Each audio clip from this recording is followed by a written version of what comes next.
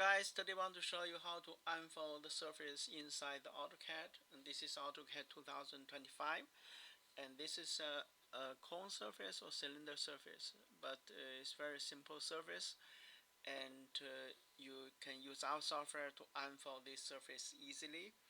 And after you download our software into your machine, then you should type an upload, and then you click the contents, and then you should plug in that is 2025 into your AutoCAD.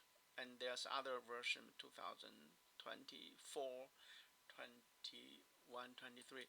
But anyway, that is 2025. And then once you have added our plugin to AutoCAD, then you have a command called the unfold serve here. I just use this command here, and then they will ask you select the surface here. So you just select the surface and hit the enter, and then you have a if you have then the curve on the surface or point on the surface you want to unfold together with the surface, so now you can select. But in this case you don't have it, just hit enter, and then that's it.